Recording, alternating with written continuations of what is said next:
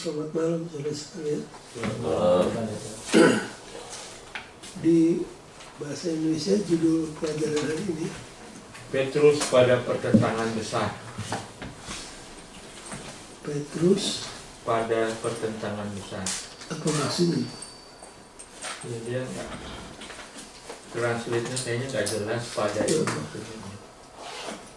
Terlalu letterless jadi hilang. Ya, panjang kali ya. Iya. Petrus pada pertentangan Atau jangan diterjemahkan di paraphrase. Maksudnya apa ini?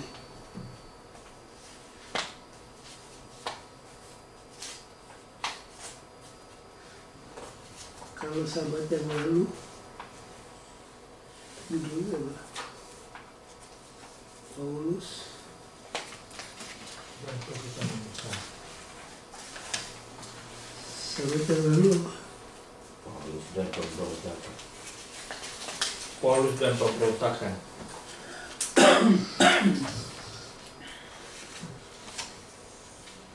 Peter on the Great Controversy. Petrus terlibat di dalam pertentangan besar. ya, itu kayaknya lebih cocok ya. Ini kalau terjemahan yang bebas tapi idenya tetap ada intact, tidak mengubah idenya.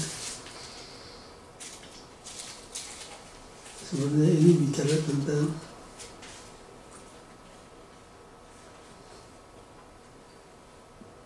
pengalaman Petrus Dalam dalam pertentangan yang besar. Tapi bisa juga tulisan Petrus.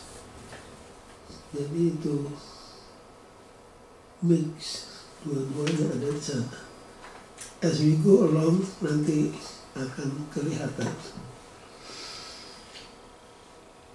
Suratan Petrus penuh dengan tema Great Controversy. Replit ini hanya penuh. Mengapa tulisan Petrus penuh dengan tema The Great Controversy ini? Disebabkan oleh karena seperti rasul-rasul yang lain, seperti orang yang lain, Petrus juga terlibat langsung dalam The Great Controversy. Bahkan kalau sudah pelajari, Petrus yang begitu dekat dengan Tuhan jatuh berulang kali, dan jatuhnya cukup serius. Dia kalah di dalam lawan di dalam banyak pertempuran. Jangan kalah di mana? Jangan kalah di peperangan. Walaupun kalah di pertempuran. Ya, kita bisa saja kalah di Pertempuran. pertempuran, Jangan kalah perang. tapi jangan sampai kalah di peperangan. Jadi Petrus merasakan pergumulan itu begitu nyata dalam hidupnya.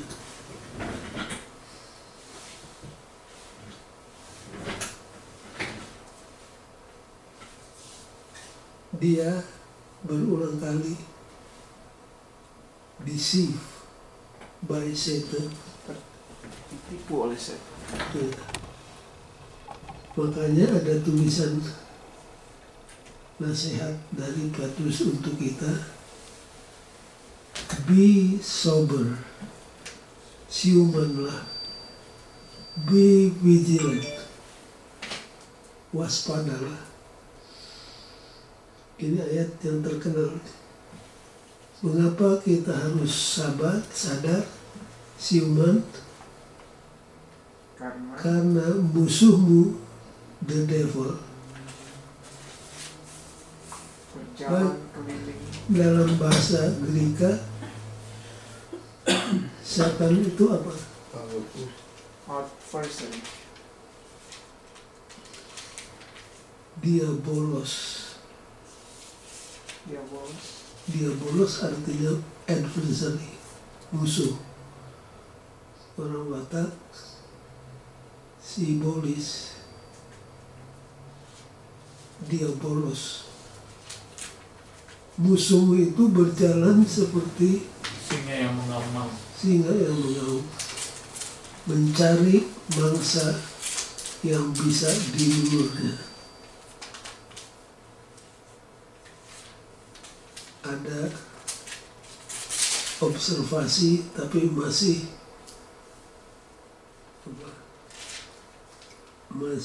kontroversial. Ada pemburu yang setuju, ada yang tidak setuju. Kalau singa hendak menerkam mangsanya, sebelum diterkam, singa memperdengarkan suara yang menggetarkan lingkungan. Memang kalau singa mengaum, memang dahsyat. Baru dengar aumannya terus apa? Gemetar. Terus gemetar. Sudah tahu yang mengaum siapa? Singa betina. Nah, yang mengaum singa laki-laki. Begitu gemetar, yang terekam siapa? Singa betina. Singa betina. Itu menurut pendapat beberapa pemburu.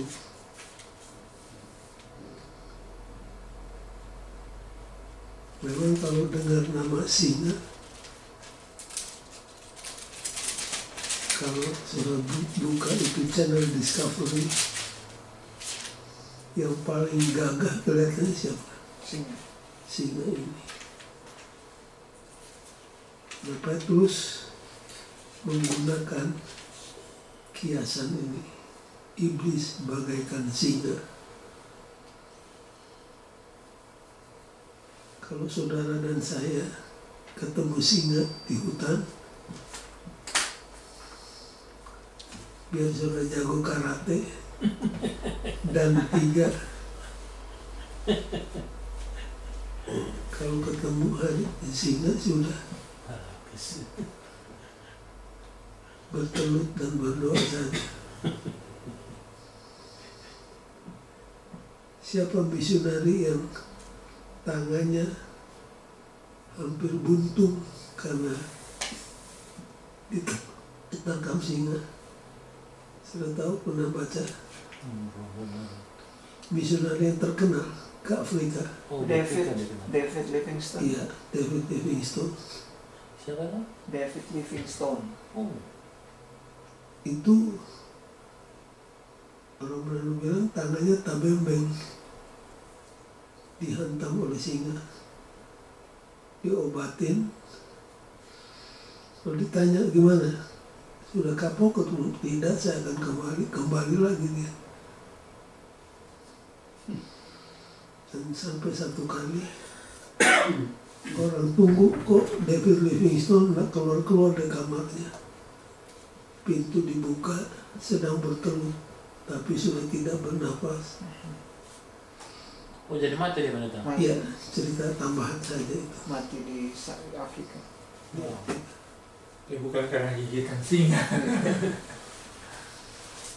Karena dia disayang orang Afrika. Tapi bukan karena gigitan itu. Bukan. ya. Singa takut sama apa? Api. Sama api. Jadi biasanya orang Afrika bikin lingkaran api. Selama api itu menyala, singa tidak akan masuk. Tapi kalau orang penjaga api itu tertidur, nah singa merajalela. Jadi Petrus berdasarkan pengalaman hidupnya dia juga mau membagi pengetahuan untuk mengamalkan kepada orang-orang, kepada siapa dia tulis suratnya, supaya waspada. Karena iblis itu seperti singa yang apa? Mengaum, mencari siapa yang bisa dilalurnya.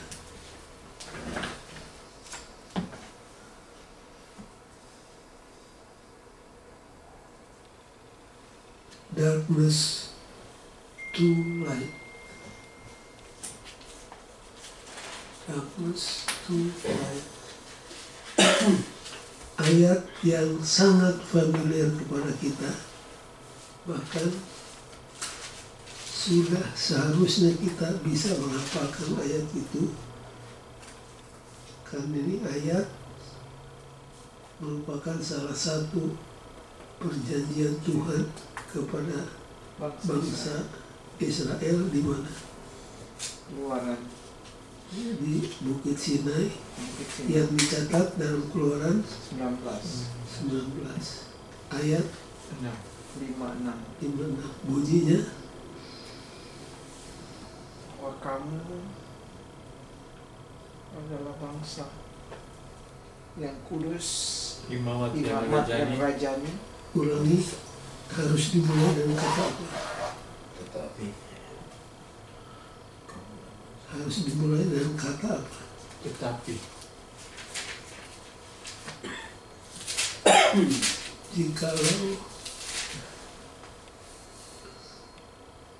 Jikalau engkau mendengar suaraku dan menurutnya, kamu akan jadi apa? Kamu akan menjadi Kepala. Keluaran 19 ayat 5 dan 6. Now, if you obey me fully and keep my covenant, then out of all nations you will be my treasure possession. Jangan lupa, if, You Then. obey. rumusnya if, then. Jikalau kamu begini, maka kamu akan menjadi apa ya? Treasure possession. Harta milik Tuhan. Yang kedua, You will be for me a kingdom of priests. kamu akan menjadi Kerajaan imam. kerajaan imam. Kalau dulu zaman lama imamat yang rajani, orang bingung apa ini imamat yang rajani. Padahal itu adalah kingdom of priests. Terus And a holy nation. bangsa yang suci. Terus These are the words you are to speak to the Israelites. nah, kemudian kalau sudah pelajari Alkitab Perjanjian Lama, bangsa Israel ingkar dari covenant di Sinai ini. Karena ingkar, maka Tuhan mengeluarkan surat cerai. Talak berapa? 3. 3.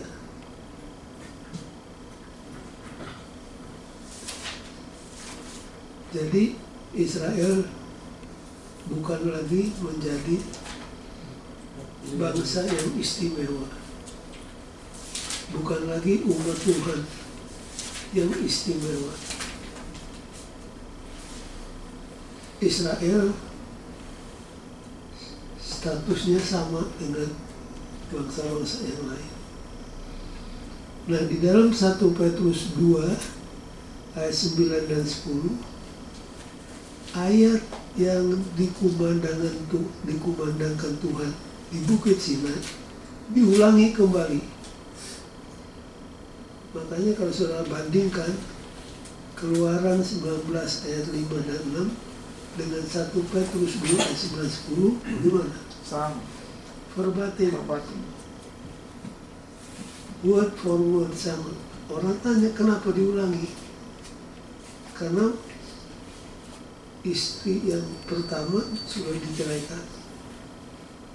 Maka Tuhan mengadakan perjanjian yang baru kepada bangsa yang akan menghasilkan buahnya, yaitu Israel rohani.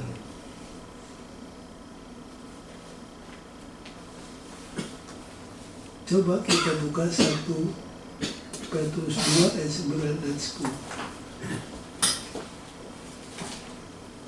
Siapa yang sudah dapat silahkan baca. Seluruh bangsa itu menjawab bersama-sama, segala yang difirmankan Tuhan akan kami lakukan. Lalu Musa pun menyampaikan jawab bangsa itu kepada, itu ayat berapa nih? 1 Petrus. 9 ya? 1 Petrus. Ya. 1 Petrus 2. 1 itu berapa? 1 Petrus 2 ayat 9 dan 10.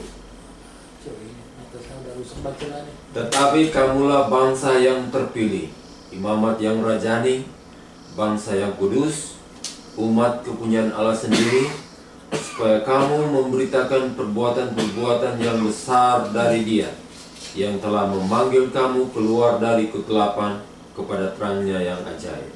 Oke, jadi hampir sama. Benar lagi nih mata. Mesti besar, mesti pakai. Jadi kita adalah bangsa yang Begitu ini ya. Iya, dibesarin. Kembali. dipanggil dari mana? Bisa diatur waktu. Dari gelap kepada Dipanggil dari kegelapan masuk ke dalam terangnya Yang baca. yang ajaib. Sesudah dipanggil, masih ingat apa yang terjadi kemudian?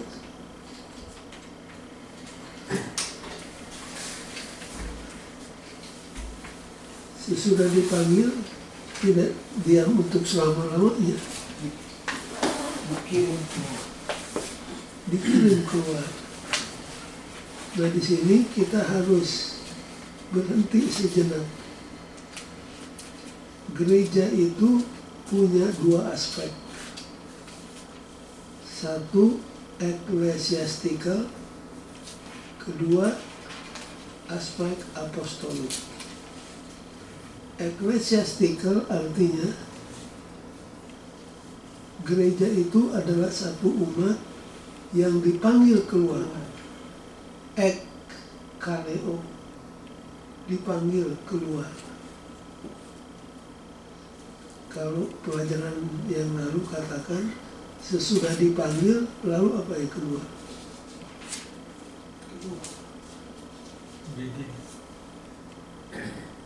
Ada dua kata yang signifikan. Dipanggil, lalu to be with him.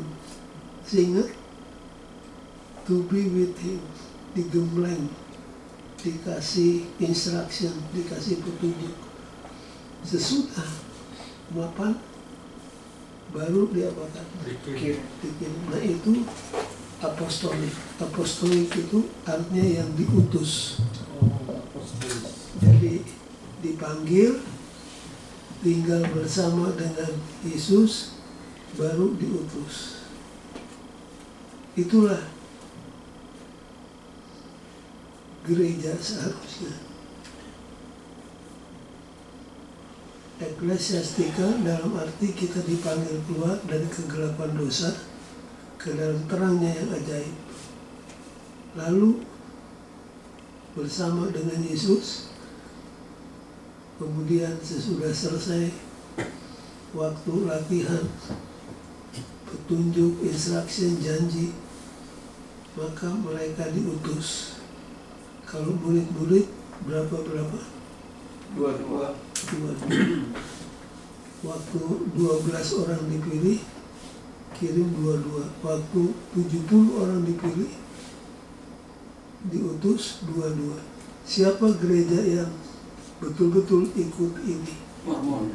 Gereja Mormon. Dan gereja Mormon termasuk one of the fastest growing churches in our time. Karena mereka punya ujung tombak. Ujung tombaknya itu adalah apa? Yang dua-dua ini. Jadi anak muda ditantang. Siapa yang mau memberikan 2 tahun dalam hidupnya untuk melayani Kristus sepenuhnya? Banyak anak-anak muda mendaftar. Kemudian mereka dibawa ke TC Training Center, di sana digembleng. Sudah itu dikirim 2-2. Sudah pergi ke Cilacap ada Mormon. Pergi ke Filipina di kampung-kampung naik sepeda pakai dasi Mormon. Baju putih mereka. Di Bogor, waktu saya melayani sidang di Bogor, ya begitu, ketemu Mormon. Di mana saja sudah pergi ketemu Mormon. Ikut metodenya Perjanjian Baru. Jadi kita juga di dalam peperangan besar ini, The Great Controversy, kita harus ambil, we have to take side, berdiri di pihak Kristus, siapkan diri untuk apa? Pengabaran Injil.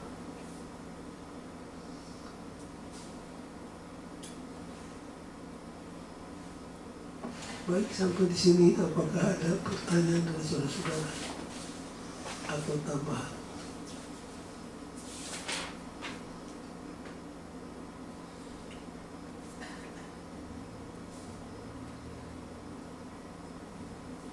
Jadi di sini The Great Controversy itu digambarkan pertarungan antara yang terang dan yang gelap. Hel, coba baca hari Minggu kutipan Ellen G. White, paragraf ketiga.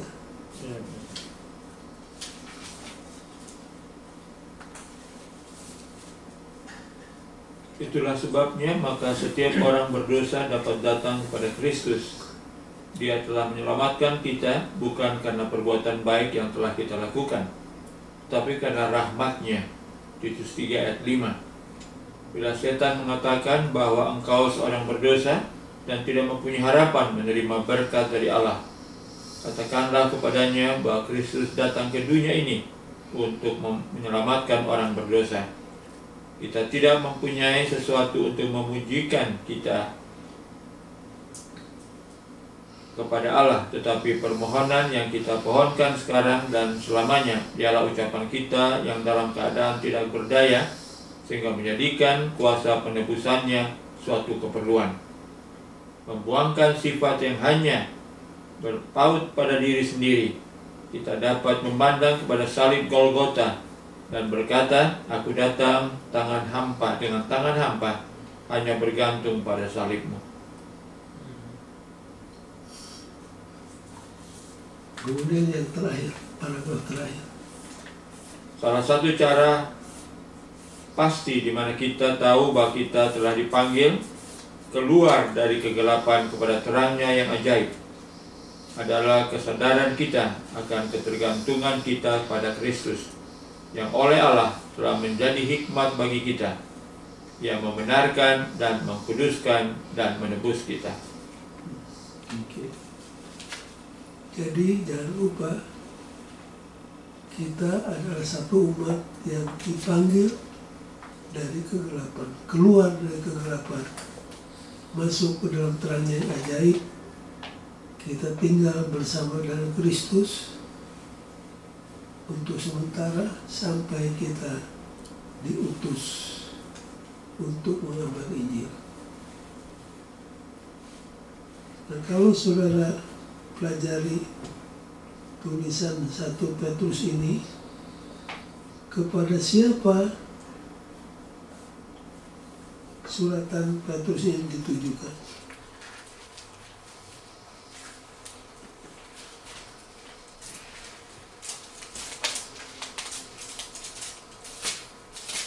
Kepada siapa?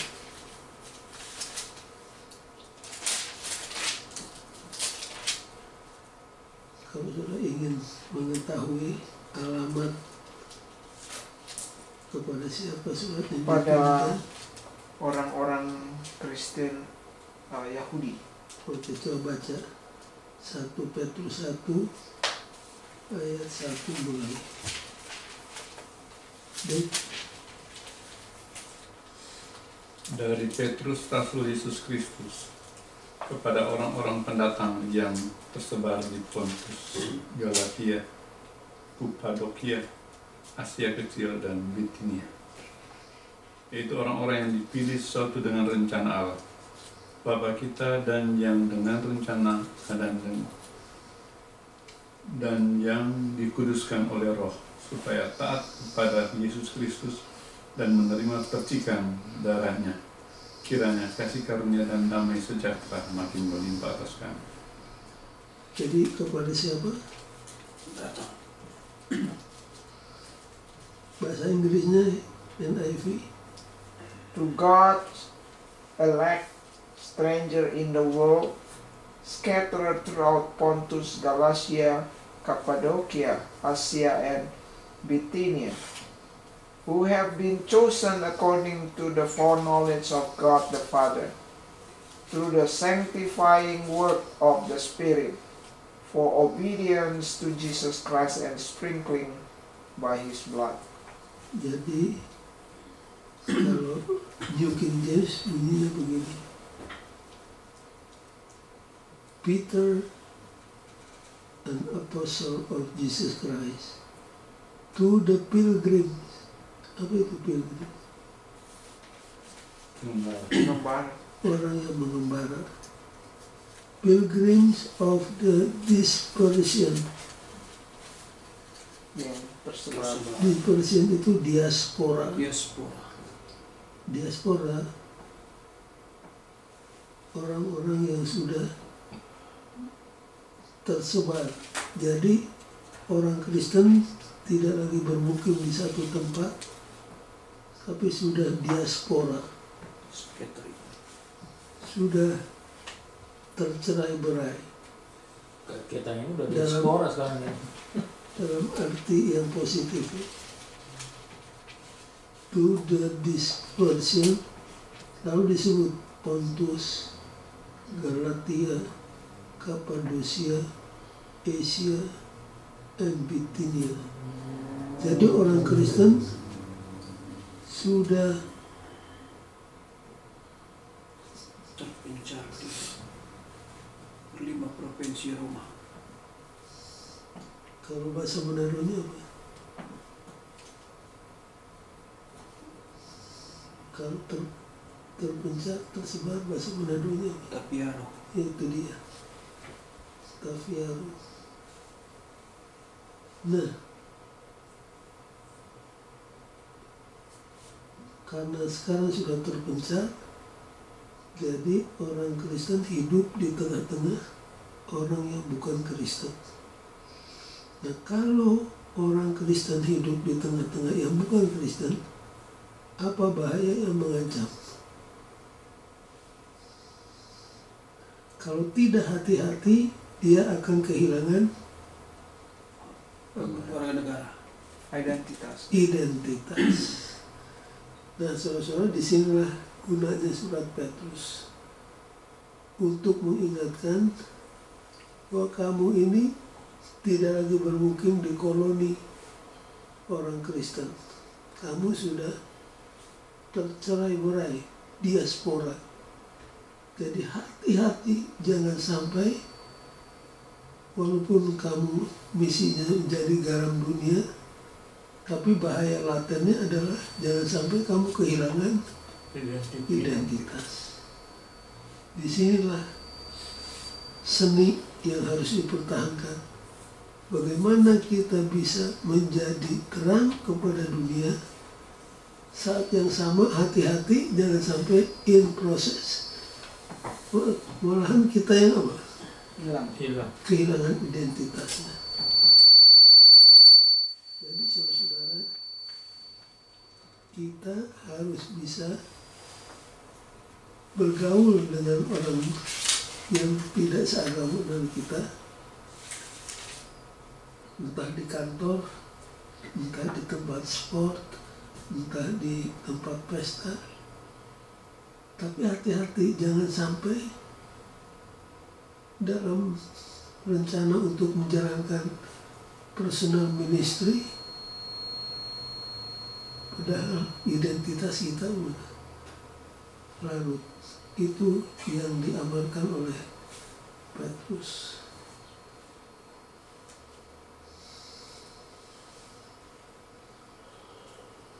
Memang tidak mudah.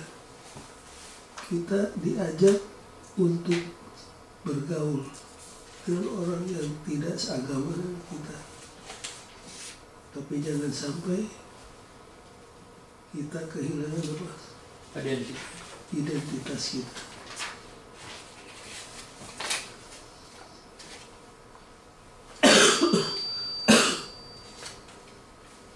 Kita tidak pernah diperintahkan untuk mengisolir diri kita. Kita dianjurkan untuk jadi garam dunia. Dan garam baru terasa fungsinya kalau apa?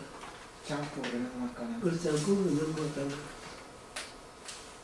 Tapi jangan sampai garam itu jadi apa? Hambar. Jadi kehilangan asinnya. Kalau itu terjadi, garam itu bagus hanya untuk apa? Pupuk. Diinjak-injak di bawah kaki.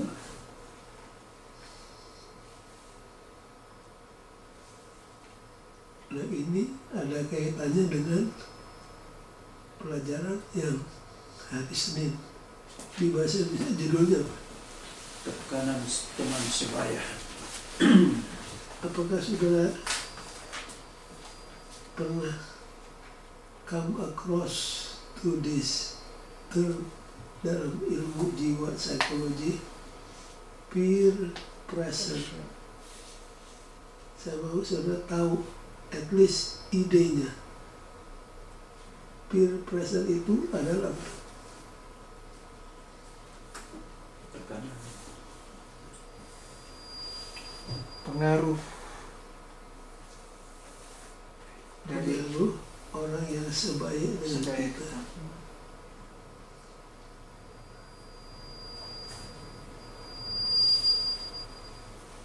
Satu kali ini di kelas psikologi, seorang guru mau mengadakan eksperimen kepada murid-muridnya. Caranya begini.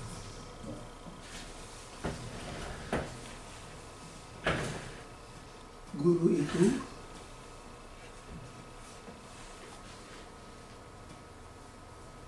memilih 1-2 anak untuk dijadikan kelinci percobaan.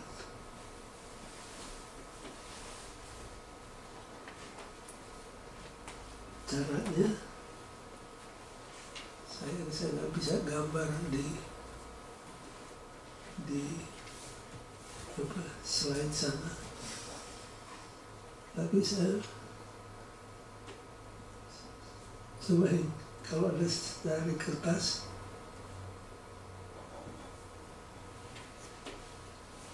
seorang anak dikasih keluar dari ruang kelas. Anak itu masuk ke kelas sebelah, lalu guru memberikan petunjuk kepada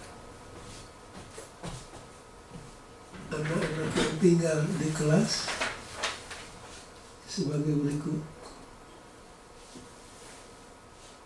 Guru bilang, thank you, bikin sini 2 garis lurus sejajar yang sama panjang.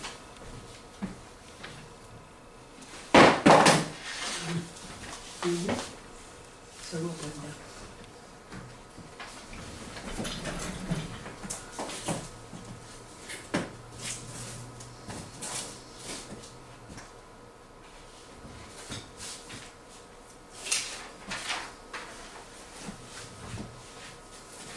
Yang ini begini. Yang ini panas.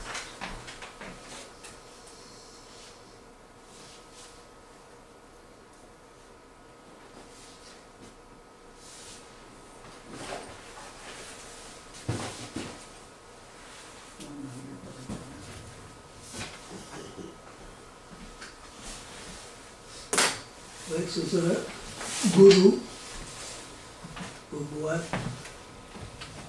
dua garis lurus. Garis ini sama panjang, tapi guru taruh yang ini begini.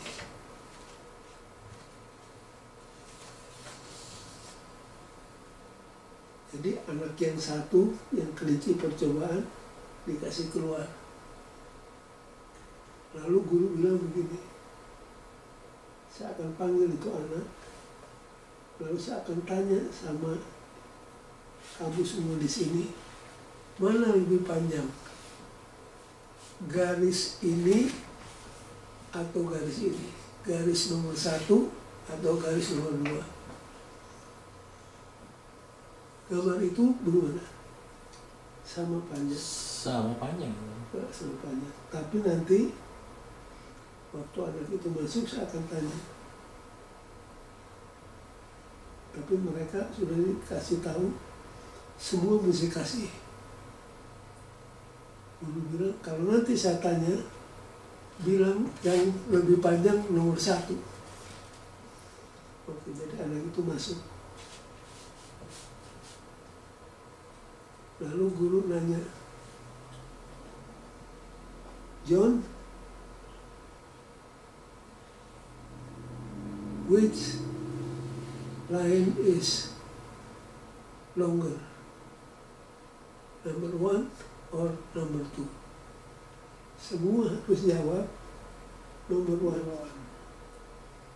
Sesudah 5 orang memberitahukan bahwa yang ini lebih panjang, lalu anak yang kelinci percobaan ditanya, according to you, mana itu? Ikut Yang di atas. Dia ikut apa? Yang di atas. di atas. Ulang kali percobaan itu diadakan, hasilnya sama. Itu yang disebut apa? Peer pressure. Peer pressure. Jadi kita ikut keputusan orang lain tanpa menganalisanya lebih dalam. Ya. Nah, ini peer pressure tidak berlaku kepada siapa di Alkitab? Yesus. Yesus. Yang anak-anak muda,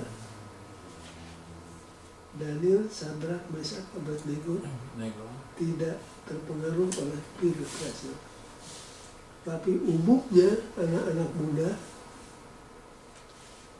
Kristen atau bukan Kristen, kita bisa kalah oleh apa? Peer pressure. Oleh peer pressure. Karena orang banyak lakukan, kita juga apa? Lakukan. Kalau anak lain mulai minum ganja, peer pressure itu sangat keras dorongannya kepada anak-anak kita, walaupun kita sudah indoktrinasi di rumah. Jadi ini peer pressure bisa menjatuhkan orang Kristen. Apalagi sekarang mereka sudah hidup di tengah-tengah orang-orang yang bukan Kristen. Itulah sebabnya ada ayat-ayat di Alkitab yang kalau dibaca orang tua sendiri seringkali katakan, ada ya itu ayatnya. Ya ada. Coba kita buka contohnya 1 Petrus pasal 3.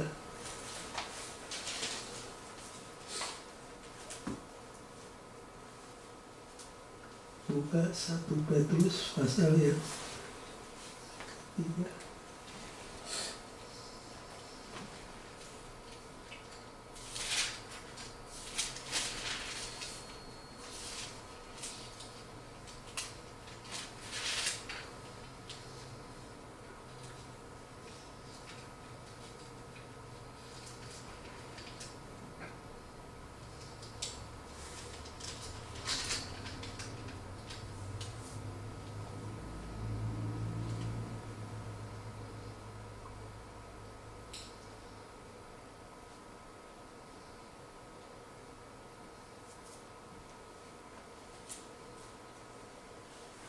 Siapa sudah? Jack, Ayat 1 Petrus 3 ayat 1 mulai. demikian juga kamu, hai istri-istri, tunduklah kepada suamimu, supaya jika ada di antara mereka yang tidak taat kepada firman, mereka juga tanpa perkataan dimenangkan oleh kelakuan istrinya. Jika mereka melihat bagaimana murni dan salehnya hidup istri mereka itu. Perhiasanmu janganlah secara lahiriah, yaitu dengan mengepang-ngepang rambut, memakai perhiasan emas, atau dengan mengenakan pakaian yang indah-indah. Tetapi perhiasanmu ialah manusia batinia yang tersembunyi dengan perhiasan yang tidak binasa, yang berasal dari roh yang lemah lembut dan tentram, yang sangat berharga di mata Allah. Banyak orang Kristen, termasuk Advent, yang kalau ayat ini dibaca seolah-olah kaget. Ada ya ayat begitu ya? Ya memang ada. Jangan pakai apa? 1 Petrus 3 berapa sih? Ayat 1 dan 2. Jangan pakai perhiasan. Ayat 1 dulu sampai 5. Jadi tubuhmu yang lahiriah tidak perlu dihiasi.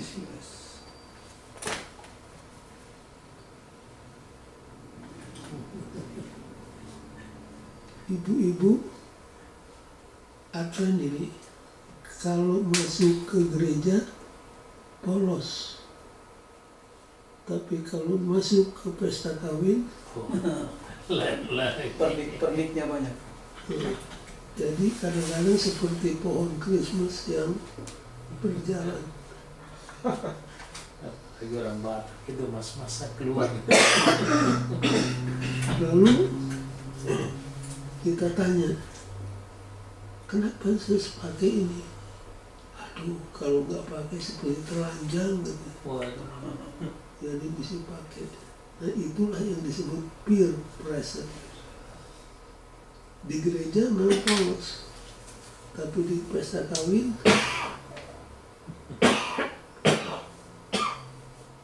peer pressure bisa terjadi kepada kita. Makanya Daniel, Sadrak, Mesak, Abednego luar biasa, tidak terkontaminasi oleh Peer pressure. peer pressure, tidak terpengaruh. Mereka bisa hidup beda dari orang lain. Ini namanya swimming Against the stream. Kalau saudara berani berbeda dengan orang lain atas dasar prinsip, maka arti saudara sedang berenang melawan Harus arus. Tapi kebanyakan kita berenang mengikut arus. mengikut arus. Nah, ada ayat di sini.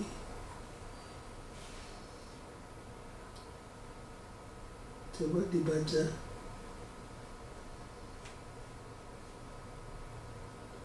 1 Petrus 3 ayat 15.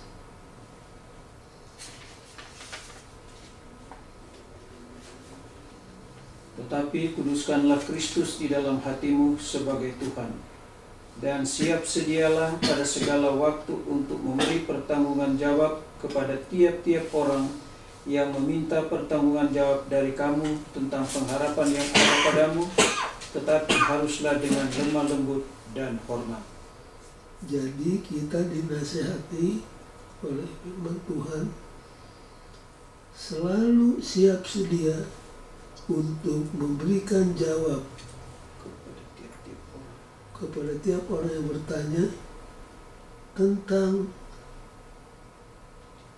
misalkan pakaian kita, makanan kita. Kok kamu nggak makan ini? Kok kamu nggak pergi ke sana? Kok kamu nggak main ini? Nah, kita harus siap sedia, always be ready to give an answer. Tapi kalau kita berenang ikut arus, siapa mau nanya sama kita? Nggak ada. Di saat kita berenang melawan arus, semua orang ke selatan, cuma kita ke utara, mereka akan tanya, kenapa nggak ke utara? Baru kita bisa memberikan jawabnya. Jadi peer pressure bisa kita atasi dengan pertolongan Tuhan. Seperti Yusuf di Mesir, Daniel, Sadrak, Mesak, Abednego di Babylon, dan Yesus di mana?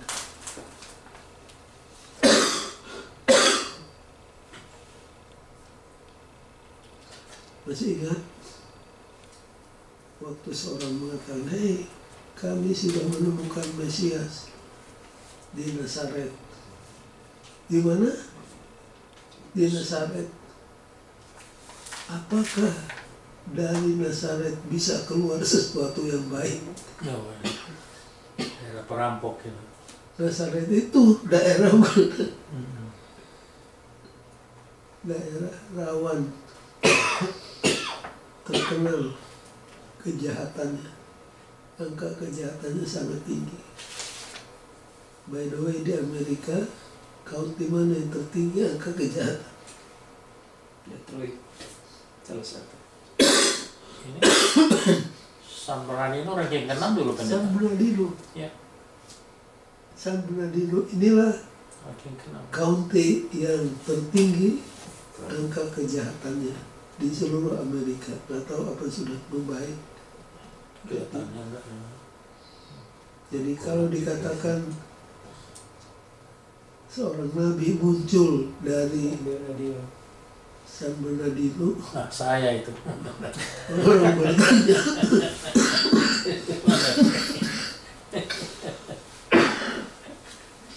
saking jahatnya orang bertanya, apakah dari San Bernardino bisa keluar sesuatu yang baik? Saya nggak pernah keluar itu pendeta. Udah masuk ke rumah tinggal kamu saya. Gawat.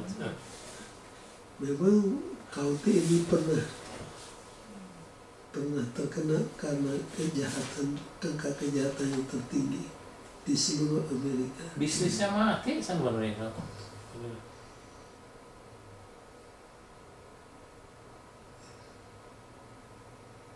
Dulu waktu sekolah di Andrews, Benton Harbor. statistik beredar bahwa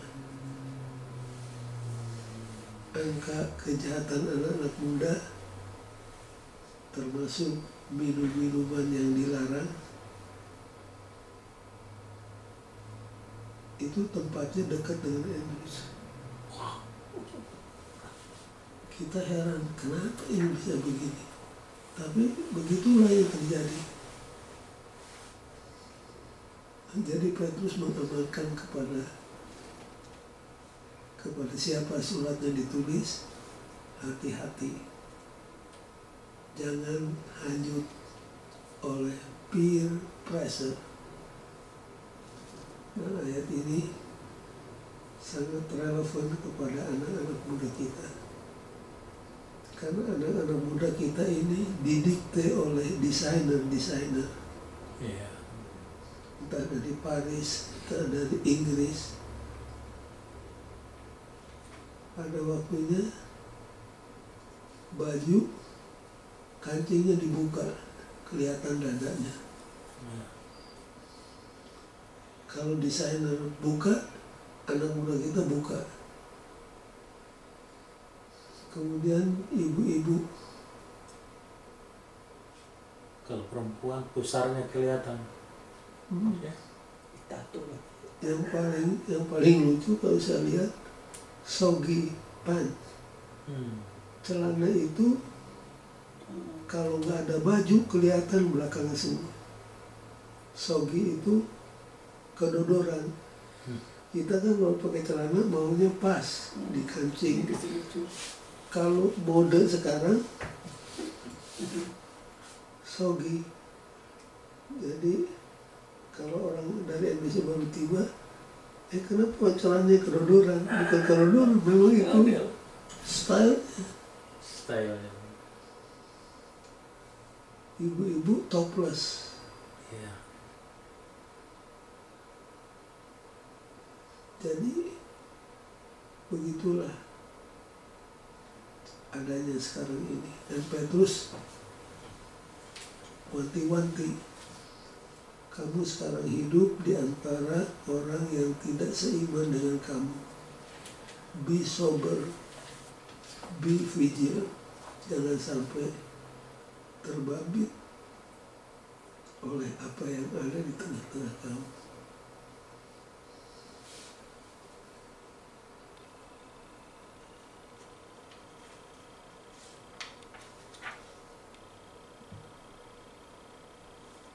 The more sure word of prophecy.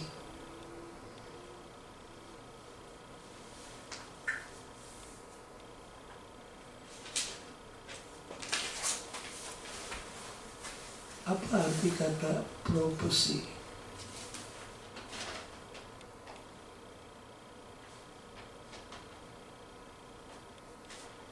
Biasanya prophecy diterjemahkan apa? Nubuat. Penubuat. Nah, di sini banyak yang masih punya pendapat yang keliru tentang arti bernubuat. Banyak orang mengira pekerjaan Nabi itu bernubuat dalam arti apa?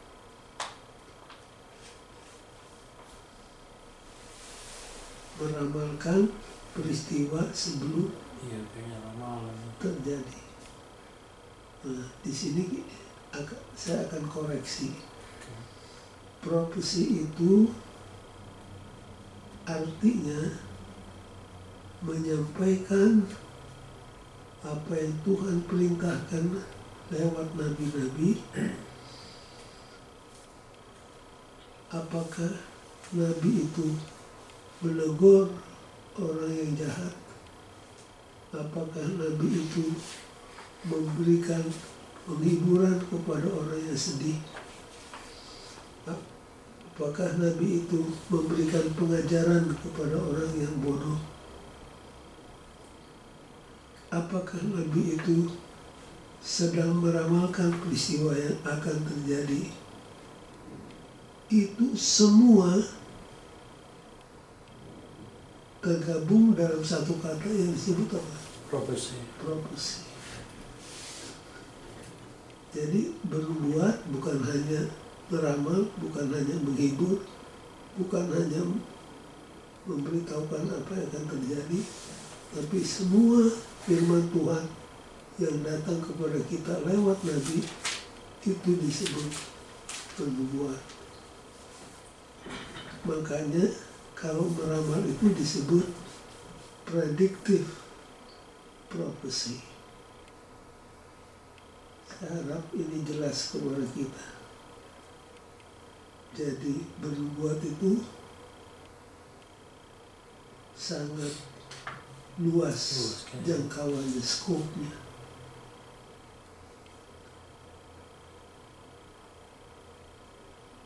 Dan itu adalah pekerjaan dari siapa? Dari Nabi. Kemudian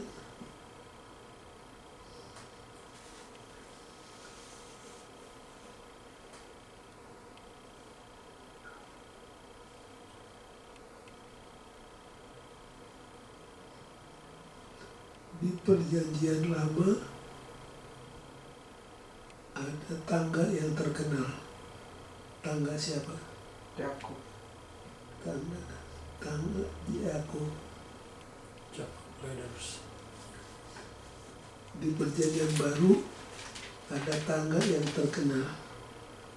Tangga itu sekolah katakan Peter's Ladder. Yang mana Peter's Ladder? 2 Petrus 1 ayat 5 sampai 8. Silakan dibaca.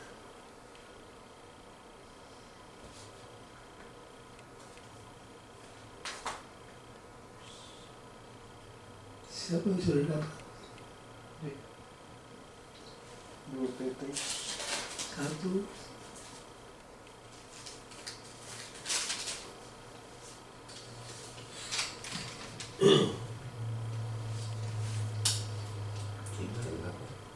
2 Petrus 1 ayat 5 sampai 6. Justru karena itu kamu harus dengan sungguh-sungguh berusaha untuk menambahkan kepada imanmu kebajikan. Iman tambahkan kepadanya apa? Kebajikan. Dan kepada kebajikan pengetahuan. Itu yang ketiga ya. Faith, virtue, knowledge. Apa lagi? Dan kepada pengetahuan penguasaan diri. Kepada kepuasan diri ketekunan. Ya. Dan kepada ketekunan kesalehan. Ya. Terus. Dan kepada kesalehan kasih akan saudara-saudara. Dan kepada kasih akan saudara-saudara kasih akan semua orang. Berapa? Tangganya berapa? 1, 2, 3. Ini mirip-mirip dua roh. Dari 8 ini boleh nggak pilih yang mana? Semua.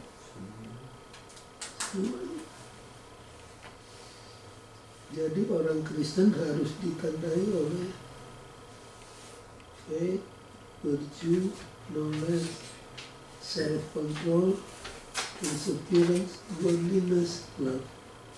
Kalau sudah amat-amati dari 8 ini mana yang paling sulit? Perseverance. Berat juga itu. Self-control. Yang paling sulit adalah self-control. Ya, ini berat. Yang lain ya bisa lah. Tapi self-control ini yang apa? Makanya di Amsal pasal 16 ayat 32, coba saudara Impang nulis sedikit.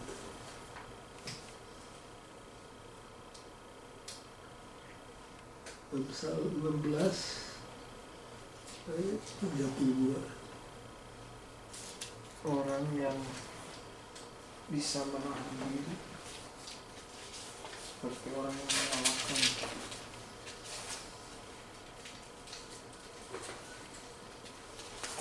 Coba baca 16:32. Orang yang sabar melebihi seorang pahlawan, orang yang menguasai dirinya melebihi orang yang merebut kota. Jadi orang yang bisa mengalahkan dirinya lebih hebat daripada orang yang memerintah sebuah kota. Kayak ayat Amsal juga ada ya. Jadi self control.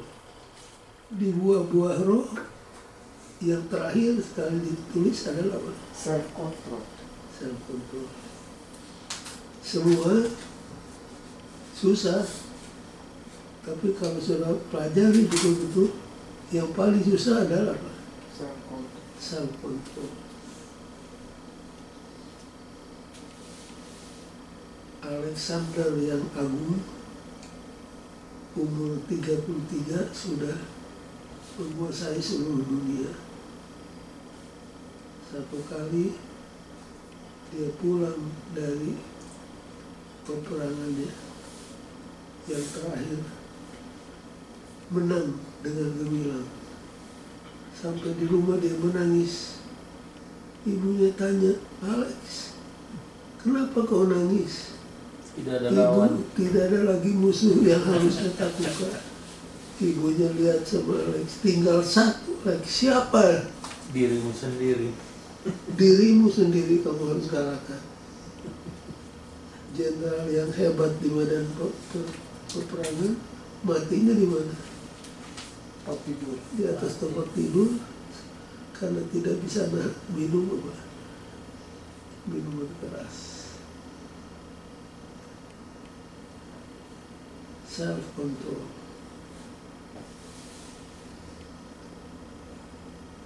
Itulah yang Petrus tekankan kepada siapa suratnya ditujukan. Faith, virtue, knowledge, self control, perseverance, godliness, brotherly kindness, love. Underline self-control. Memang itulah musuh yang sangat berat untuk dikalahkan.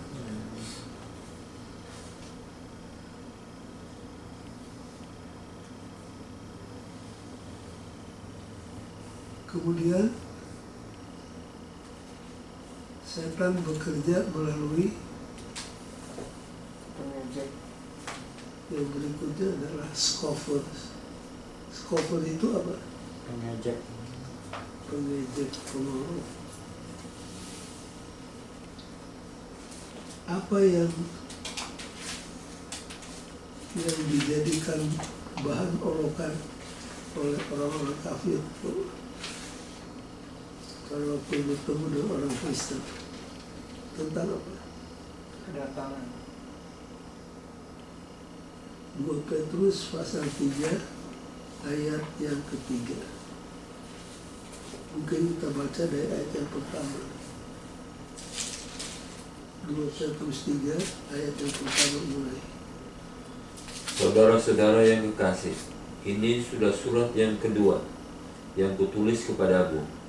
Di dalam kedua surat itu aku berusaha menghidupkan pengertian yang murni oleh peringatan-peringatan, supaya kamu mengingat akan perkataan yang dahulu telah diucapkan oleh nabi-nabi kudus, dan mengingat akan perintah Tuhan dan juru selamat yang telah disampaikan oleh rasul-rasulmu kepadamu. Ketiga.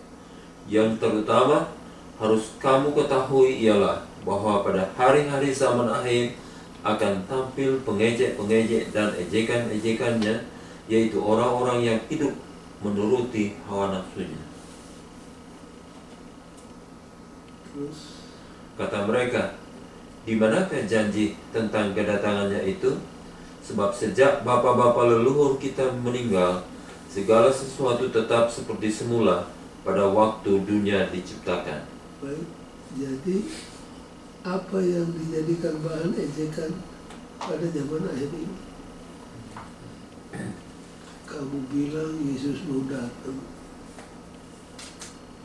Waktu saya masih kecil, saya sudah dengar. Sekarang saya sudah punya opa, saya punya cucu, saya punya cicit. Kok udah datang-datang?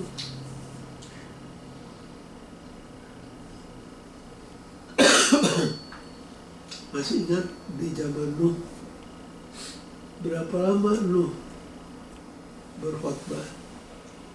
120 tahun. 120 tahun. 120 tahun. Waktu itu manusia kenal hujan atau tidak? Tidak. Tidak. Jadi waktu Nuh katakan akan turun hujan, mereka tanya, Nuh, Gila. kapan berangkat? Dianggap gila. Oh, sudah gila. Ini bahtera dibikin di atas gunung. Orang belum pernah lihat hujan. Jadi Nuh diejek. Tapi Nuh tetap apa? Tetap kerja membangun bahtera itu. Posisi kita sejajar dengan Nuh. Mana mungkin Yesus datang? Baru-baru ini di televisi ada seorang berkomentar, Yesus itu pintar membuat air jadi anggur. Jadi dia itu kebanyakan minum anggur, dalam keadaan mabuk dia bilang aku akan kembali. Iya gitu.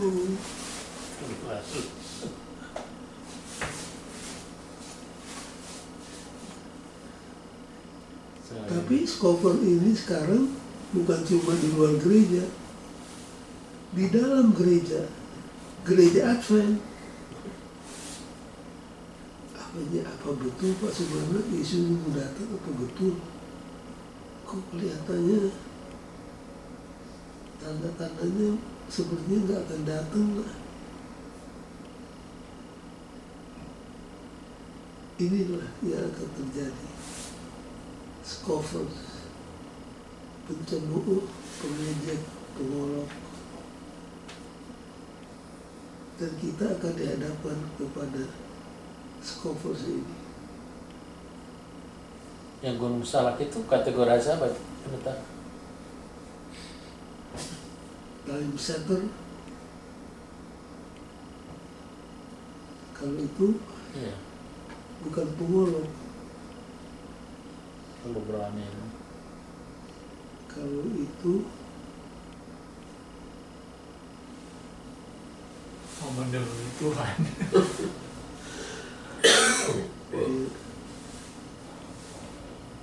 Banyak ya benar. dia waktu membuat risetnya mengabaikan prinsip yang disebut hermeneutics. Hermeneutics itu ilmu menafsirkan Alkitab. Salah satu prinsip ialah kalau kamu baca Alkitab lalu ketemu ayat yang meragukan, apa ini artinya ya? Nah, ayat yang meragukan ini, ayat yang kabur ini harus dimengerti oleh ayat yang terang. Jadi kalau saudara baca Alkitab, misalkan ketemu satu ayat yang sulit untuk otak saudara mengerti, kita minta bantuan dari ayat yang terang. Adanya contoh di Amsal pasal yang ke-8, kalau saudara baca pasal tersebut, wisdom seolah-olah dipersonify menjadi Kristus. Tapi di ayat itu nantinya keluar bahwa Kristus itu bukan Tuhan, melainkan makhluk yang dijadikan. Nah, orang dari Mormon, Saksi Yehova paling senang main di ayat yang keruh. Jadi kalau datang ke rumah, siap-siap mendengar Amsal pasal 8 dan ayat-ayat yang lainnya. Padahal ada ayat yang Jelas. sangat jelas. Yohanes 1 ayat 1 sampai 3. Bahwa pada mula pertama adalah kalam. Kalam itu bersama Allah. Kalam itu juga Allah. Kalam itu menjelma menjadi manusia dan hidup di tengah-tengah kita. Itu ayat yang jelas. Inilah yang harus jadi patokan kita. Tetapi ada orang yang suka main di yang suram. Kalau tunjukkan saudara, kenapa sulit-sulit benar untuk mengetahui siapa Yesus? Ini ayatnya jelas. Di Ibrani ada ayat yang jelas. Nah, seperti teman kita yang lari, yang pindah ke Gunung Salak, dia cari ayat-ayat yang kabur. Jadi sesudah 3 jam dia terangkan tesisnya kepada saya. Saya tidak bicara apa-apa. Selama 3 jam dia bicara terus. Sampai akhirnya sudah. Sekarang Pak Sumana kasih komen. Komen saya 1 ayat dari Alkitab, 1 paragraf dari Nyonya Hulai. Masa cuma itu? Alkitab katakan, adapun tentang hari dan waktu kedatangannya, tidak seorang manusia pun yang tahu. Malaikat tidak tahu, anak manusia itu tidak tahu, hanya Bapa yang tahu. Saudara, tolong, apa arti dari ayat ini? Diam. Anak kecil pun saya tahu, saya rasa mengerti arti ayat ini. Tapi saudara main di ayat yang keruh, sedangkan ada ayat yang jelas. Yang kedua, templakan dari Ellen White. Orang-orang yang mencoba untuk menentukan tanggal kedatangan Yesus itu digerakkan oleh setan. Wah, dia kaget. Ada statement itu, ya ini. Kita diam ya. Jadi terserah. Dia sudah terangkan 3 jam, tapi kabur semuanya. Saya berikan 5 menit, tapi jelas. Jadi bagaimana? Wah, saya tetap berpendapat saya dengan riset saya. Oke, kalau itu selamatlah. Jadi ada orang yang resign dari pekerjaannya, punya pekerjaan bagus, Banyak ternyata. drop anak sekolah, drop dibawa ke Gunung Salak. Tanggalnya tiba, Yesus tidak datang. Ketemu lagi dengan teman itu. Saya tanya, saudara, bagaimana jadinya? Sudah jangan bicara-bicara tentang itu. Saya sekarang sedang ngabar Injil sama orang Islam.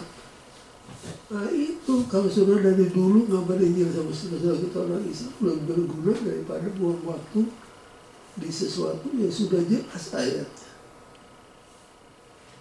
Jadi ada orang yang bagaimana ya, tidak mau mendengar firman Tuhan yang begitu jelas.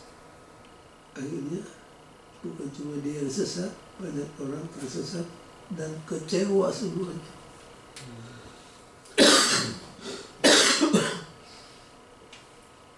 Akhirnya dia bikin 2 jubah kiai orang Islam dan dia pakai itu untuk ngabar Injil. Saya bilang, nah kalau ini saya akan support, saya bisa kasih masukan. Kalau ngabar sama orang Islam sih begini. Ya terima kasih, tapi jangan sibuk-sibuk lagi yang lalu. Oke. Jadi begitu. Ada orang yang mengejek, ada orang yang cynical, tapi kita harus termasuk kepada orang yang percaya. Nah, kalau sudah baca 2 Petrus 3, harus baca terus. Sampai di mana tadi? 7. Silakan baca.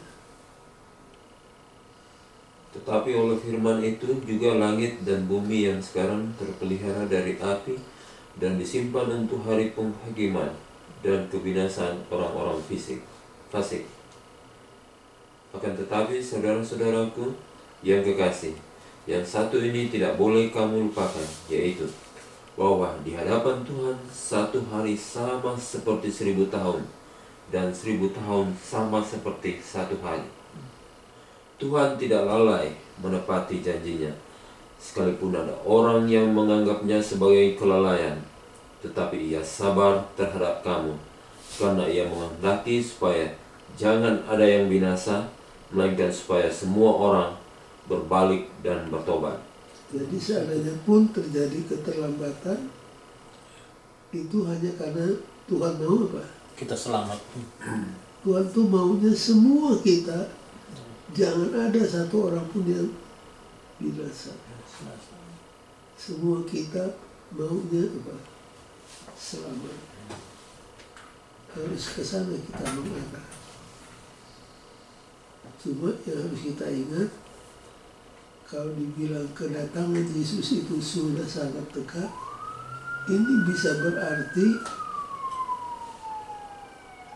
bisa diartikan dengan keadaan orang mati. Sudah datang pendeta di Jombang. Nggak baca itu. Nabi Isa Ya, tahun lalu kan? mengaku nabi. Ya, Nabi Isa. Oh, Ahmadi. Ya, di Jombang, Jawa Timur. Di antara kaum muslim banyak juga yang tertipu.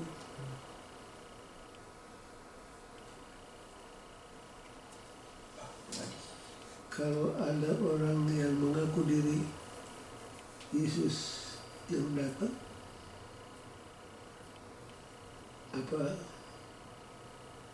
apa yang saudara harus tanyakan? Nah, kalau saudara pelajari Alkitab, kalau Yesus datang kedua kali, dia akan datang dengan apa? Awan. Dengan awan. Semua orang akan melihat. Dapat melihat ya. Jadi kalau disebut Yesus mau datang, selalu disebut dengan apa? Awan. Dengan awan. Tanya aja mana awannya.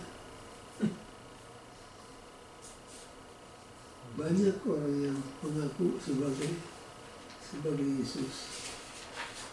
Tapi kalau kita lihat Alkitab dan pelajari dan kaji Alkitab dengan sedalam-dalamnya, kita tidak perlu tertipu.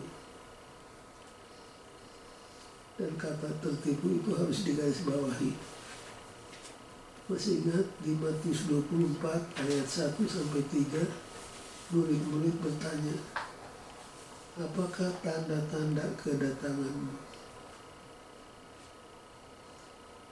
Nah, kalau saudara baca terus Matius 24, 25, apa yang Yesus tekankan menjawab pertanyaan tanda-tanda itu? Masih ingat? Murid-murid bertanya, apa tanda-tanda kedatanganmu? Tapi Yesus menjawab, apa yang ditekankan? Nabi palsu.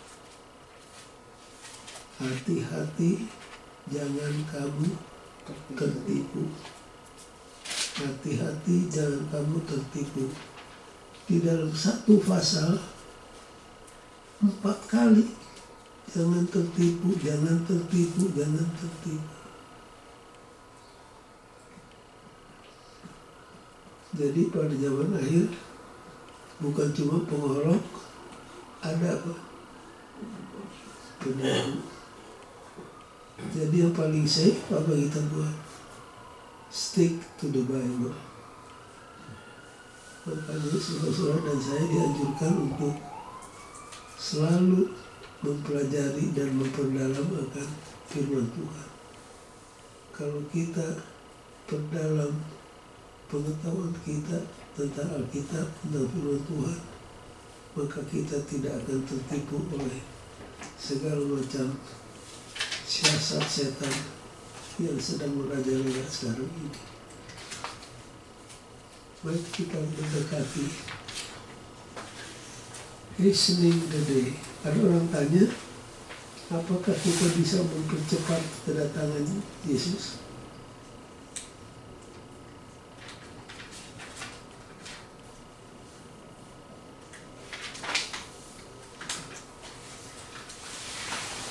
Bisa atau enggak?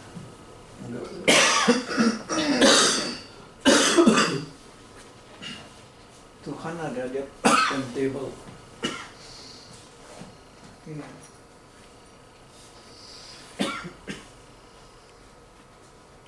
Coba buka 2 Petrus 3 ayat 10 mulai. Tetapi hari Tuhan akan tiba seperti pencuri. Pada hari itu Hari Tuhan akan tiba seperti apa? pencuri.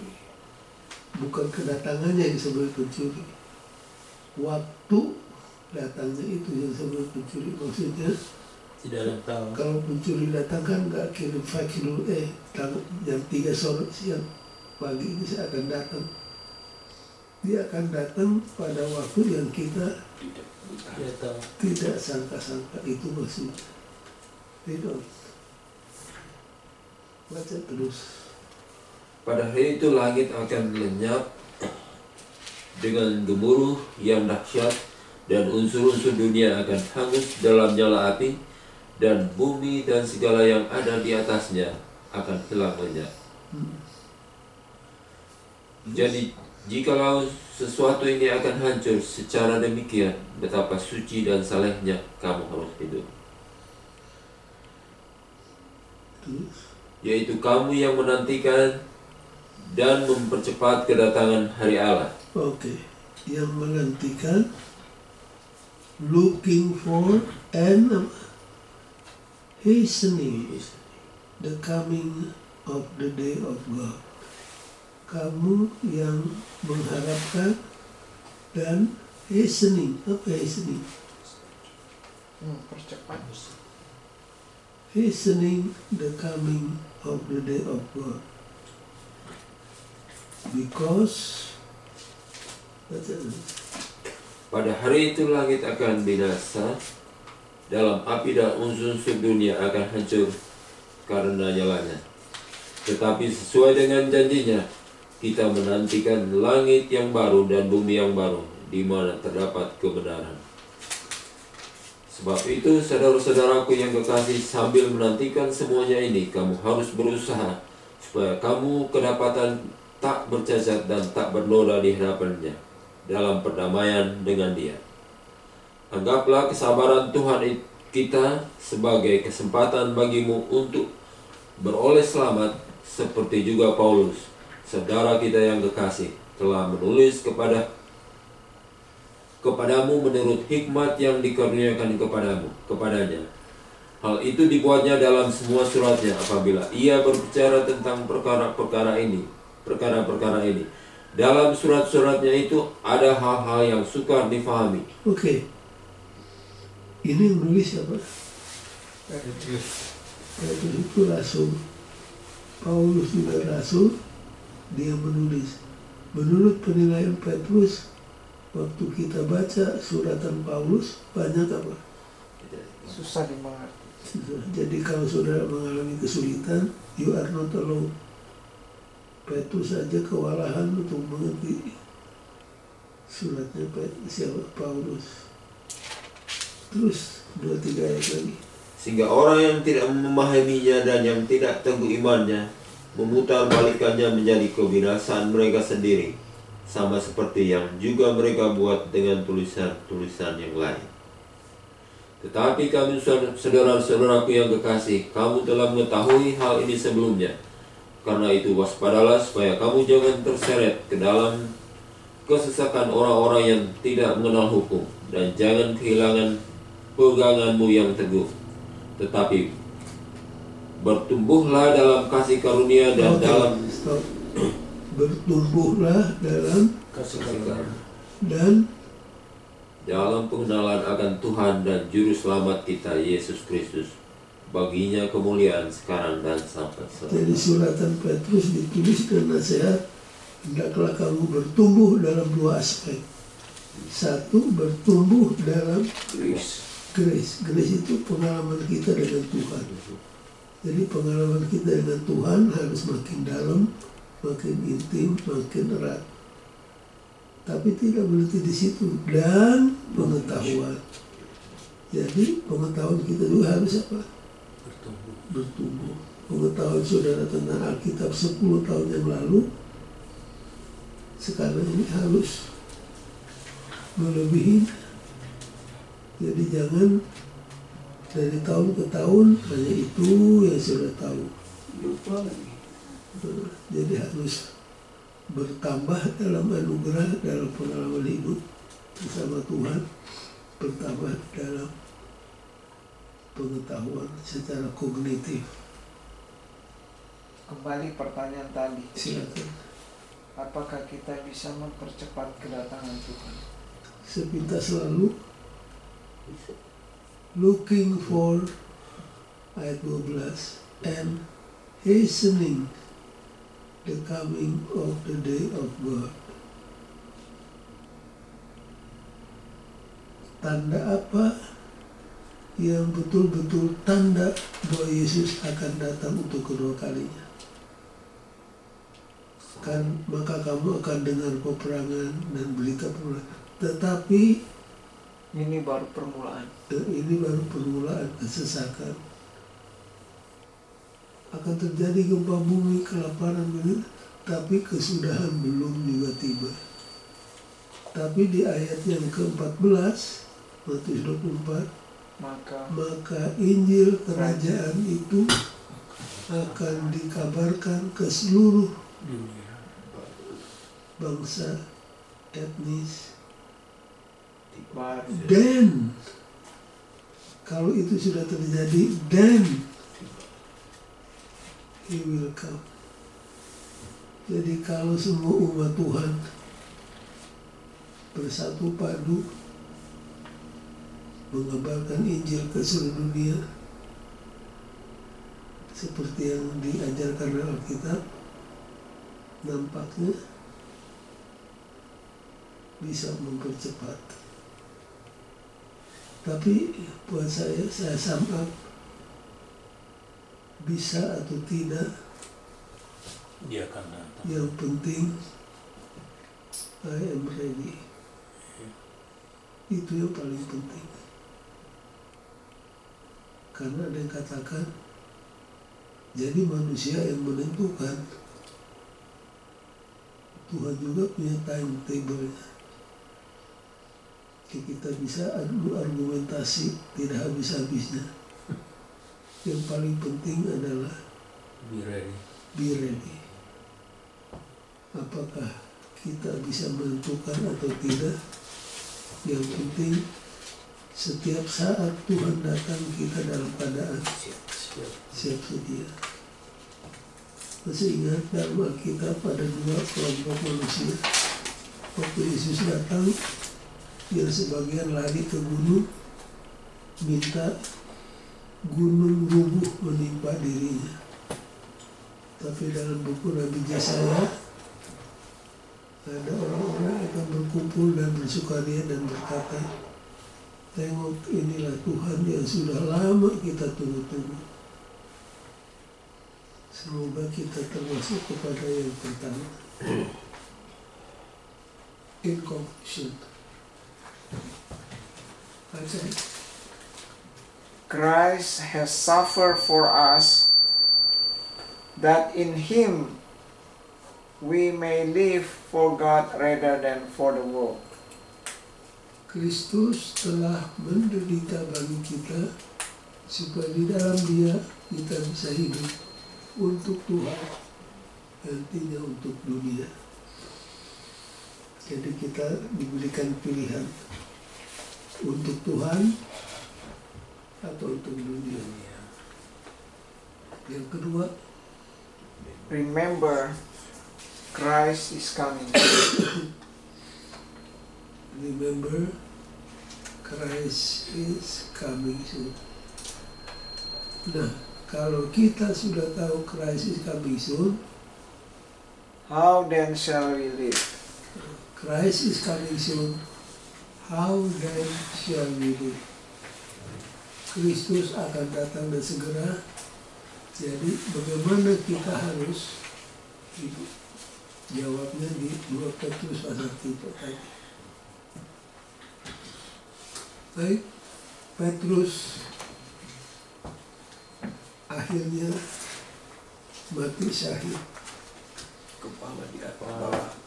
Ke bawah ya. Menurut tradisi, waktu Petrus mau disalibkan, dia katakan, saya tidak layak disalib sama dengan Tuhan saya. Kalau Tuhan saya disalib dengan kepala di atas, biarlah saya disalib kepala di bawah. Akhirnya dia disalibkan. Siapa yang bertanggung jawab untuk salibkan Petrus? Kaisar Nero. Demikian juga Paulus. Kalau Paulus dia apa?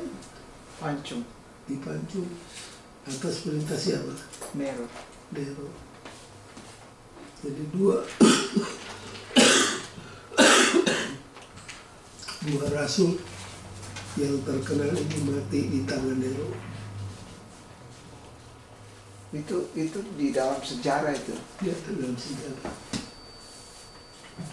Nantinya Nero, dia Banyak bawa juga lihat tuh Kenapa? mamanya Nero. Dibunuh dulu. No, waktu Diperlihatkan. kedatangan itu Waktu api turun dari langit di akhir masa 1000 tahun, Sadis sebenarnya. dia tahu orang-orang jahat yang ada di sana. Di sana terdapat siapa? Nero dan mamanya. ibunya.